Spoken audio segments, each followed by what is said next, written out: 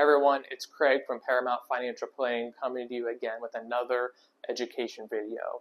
If you watched my previous video, I talked about the different types of accounts that are available to save through employers or privately in order to save for retirement. Today I'm going to talk about, well, how does Uncle Sam get his cut of the money? How does he get his taxes? So there are really four main categories that we focus on here at Paramount. It's tax-deferred vehicles, tax-free vehicles, taxable vehicles, and I'm also going to talk about some unicorns, some accounts that really don't follow any of the rules. So the first one we're going to talk about is tax-deferred. So what does that really mean? It's kind of in the name. Uncle Sam's lending you your taxes for investment purposes. So what I mean by that is when you contribute to the account, every dollar that goes into it, it's before taxes. So it's before you pay Uncle Sam taxes. As long as the dollars are left in the account, they grow tax deferred. You don't pay any taxes while it's in the account, but in retirement, the dollar amount, it's 100% taxable when you start to pull it out. So what I mean by that is, say you manage to save $100,000 over your working career, and you invested and it's worth $100,000 when you start to pull the money out. Well, since this is 100% taxable, we don't really necessarily know how much of this you own or how much you owe to Uncle Sam, because it's based on the future taxes, and my crystal ball is broken, unfortunately. But if we were looking at it in today, at least if you're going to pull money from a 403b or a qualified retirement account through your employer, there's a mandatory 20% federal tax withholding. So based on that, really you own $80,000 of the $100,000 because Uncle Sam is going to take $20,000 for taxes. A benefit to this would be if you needed to lower your taxable income today, you need a deduction today, pay less tax today, and defer to the future. That's one of the reasons why people would like to use a tax-deferred vehicle. But the different types of accounts that we talk about, they're what we call traditional accounts, and this is your traditional 403b, 457b, IRA, and 401k as well. And we talked about those in our previous video. The next type of account, it's tax-free vehicles.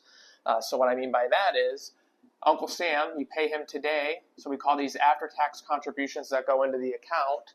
As long as it's left in the account for 5 years and you're at least 59 and a half, it grows 100% tax-free, and then it's also 100% tax-free withdrawals as well. So these are your Roth accounts. So your Roth IRAs, your Roth 401k, your Roth 403b, and then your Roth 457b.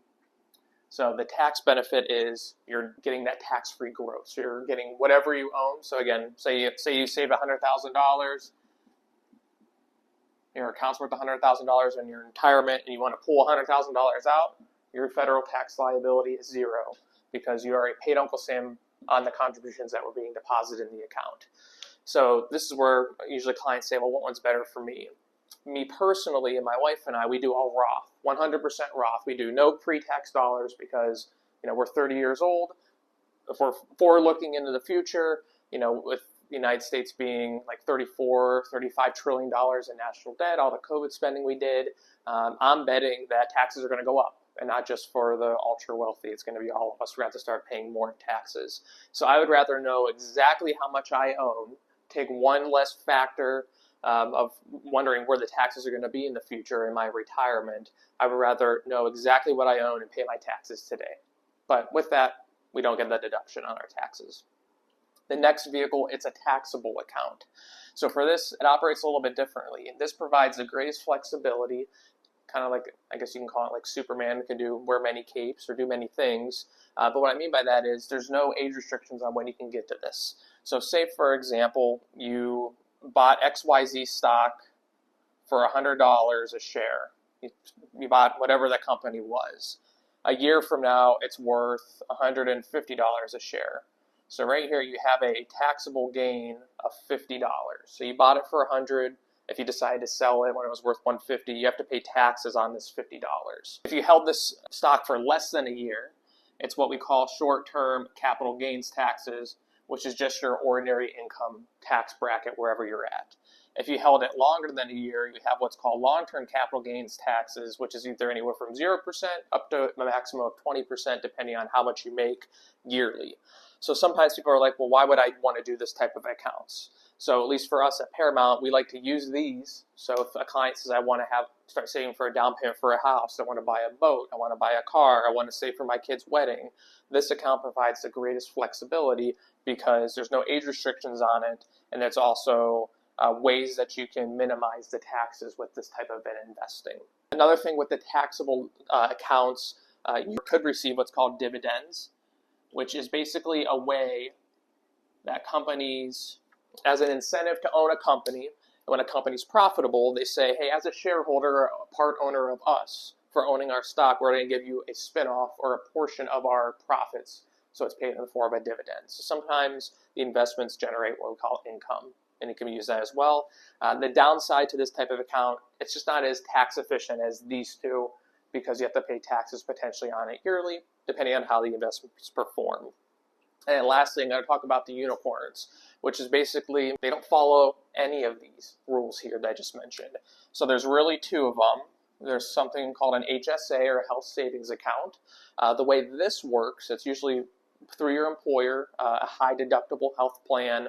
So usually you have to have higher out-of-pocket expenses before the insurance starts to kick in. But you can contribute in a tax-advantaged way and withdraw the funds in a tax-free way. So what I mean by that is every contribution that goes into a HSA, it's before taxes. However, as long as it's used for a qualified medical expense, it's 100% tax-free. So you get the tax benefits of lowering your income today from a tax-deferred account because it's before taxes, but you get the benefit of a Roth account because it's tax-free as long as it's used for qualified medical expenses. And then the last one is what we call a 529 plan or an education savings account. It goes in what we call after taxes. So it's kind of like a Roth where you already paid taxes on your contributions. But again, as long as you use it for qualified education expenses, and that law has kind of relaxed quite a bit of what a qualified education expense is, but it's 100% tax-free. Now, you do get to write the contributions off on your state tax return, but not the federal tax return. So you do get a little bit of a state tax deduction there. But again, 100% tax-free as long as you use it for qualified education expenses. Thanks for watching, guys. Hopefully you found some value understanding how the different types of accounts are taxed. And as always, let's find out what we can build together.